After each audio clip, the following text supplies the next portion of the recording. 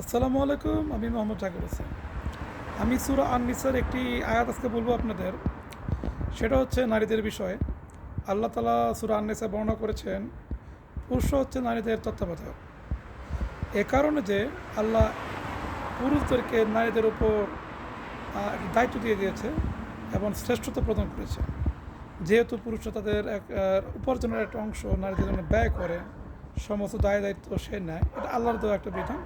এটা আমাদের এখানে কিছু না, আল্লাহ যেটা বলছে সেটাই বলতেছি আমি। আর যারা নারীরা দেখবেন তারা আমাকে ভুল বুঝবেন না, এটা কোরআনের কথা বলতেছি আমি।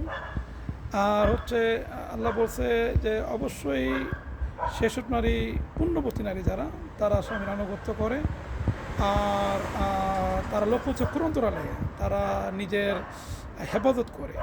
তো এখন দেখতেছি বর্তমান পরিপ্রেক্ষিতে যেভাবে শুরু হয়েছে মেয়েদের পরকীয়ার বিষয়গুলো পুরো পৃথিবী জয়ীরা, বিশেষ করে মুসলমান, বাংলাদেশের মুসলমানদের মেয়েদের বিরুদ্ধে এই প্রবণতা বেশি বেড়ে গেছে গা। আজকেও দেখলাম পরকীয়ার জেরে এক স্বামী তার স্ত্রীকে হত্যা করছে, যেহেতু সে হিন্দু, তারপরে কোনো মুসলমান ভিতরে করতেছে। তো এটার কারণ হচ্ছে, এটা আমরা যদি কোরআন করি না, এগুলো জানি না, যে কারণে এই কাজগুলো করতেছি। তো যাই হোক, আরেকটা কথা বলছে, যদি কোনো নারী কথা না শুনে তার স্বামী, তবে বলছে তাকে সৎ উপদেশ দাও, সাথে না শুনে তাহলে তার বিছানা ত্যাগ করো।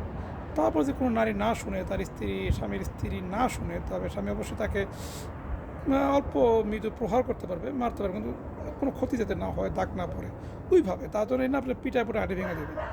এই বিষয়গুলো একটু খেয়াল রাখতে বলছে।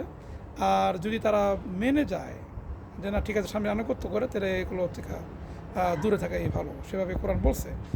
তো এ থেকে আমি শিক্ষা পাচ্ছি কোরআনের এই বিষয়গুলো থেকে, যে নারীরা অবশ্যই স্বামীর আনুগত্যশীলতা মেনে নিবে, এবং তারা এটা এই মানে এই না যে তাদের ছোটো করে হইতেছে, এটা আল্লাহর বিধান। এতে আশা করি সম্পর্ক ভালো হবে, খারাপ হবে না, যেটা আল্লাহ আদেশ মানতে পারছে।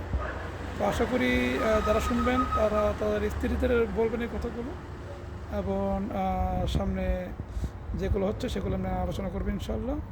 আজকের জন্য বিদায়। আসসালামু আলাইকুম।